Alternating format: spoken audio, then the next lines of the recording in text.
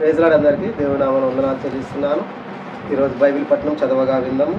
సామెతల గ్రంథము 17వ అధ్యాయము 5వ వచనం. బీదలను ఎక్కిరించువాడు వాని సృష్టికర్తను నిందించువాడు. ఇక్కడ చూడండి, బీదలను ఎక్కిరిస్తే మన సృష్టికర్తను అంటే మన దేవుణ్ణి మనము నిందించువాడమంట. అంటే దేవుని నిందించినట్లు లెక్క. అంటే ఇక్కడ పేదవాన్ని మనం ప్రేమించాలి. పేదవాన్ని ప్రేమించకపోతే ఇక్కడ మనము మన సృష్టికర్తను నిందించే వారంగా ఉంటామంట. మరి అదేవిధంగా మనం పేదలను ఇంకొక వచనం చూసుకున్నాం. ఇక్కడ సామెతలు 14వ అధ్యాయము 32వ వచనం చూసుకున్నాం. బీదలను కనికరించేవాడు ఆయనను గణపరచువాడంట. ఇక్కడ చూడండి, బీదలను కనికరించేవాడు ఆయనను గణపరచువాడంట. అంటే ఇక్కడ మనము పేదవారిని కనికరిస్తే అక్కడ దేవుడిని మనం గణపరచు వారిగా ఉంటామనుకోండి.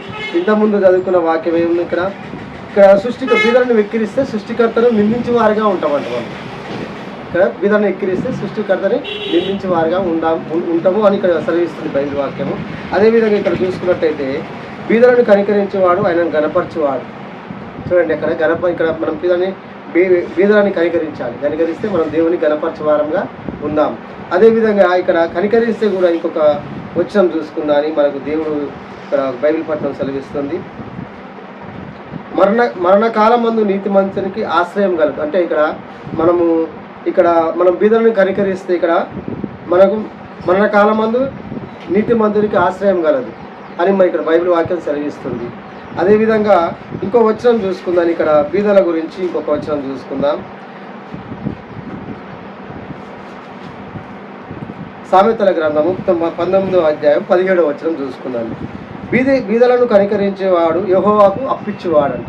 ఇక్కడ చూడండి, బీదలకు మనం కనికరిస్తే మనం దేవునికే అప్పిచ్చిన వారంగా ఉంటామని ఇక్కడ బైబిల్ వాక్యం సెలవిస్తుంది. మనము బీదలను ఎక్కిరించే వారిగా ఉందామా, వారికి సహాయం చేసే వారిగా ఉందామా? వారికి సహాయం చేసే వారిగా ఉన్నట్టయితే దేవుడు ఇక్కడ మనకు దేవునికే మనం అప్పించే వారిగా ఉన్నవారిగా ఉంటాం. మరి అలాంటి జీవితం మనము కలిగి ఉండాలి. దేవుడి వాక్యం జీవించుగాక.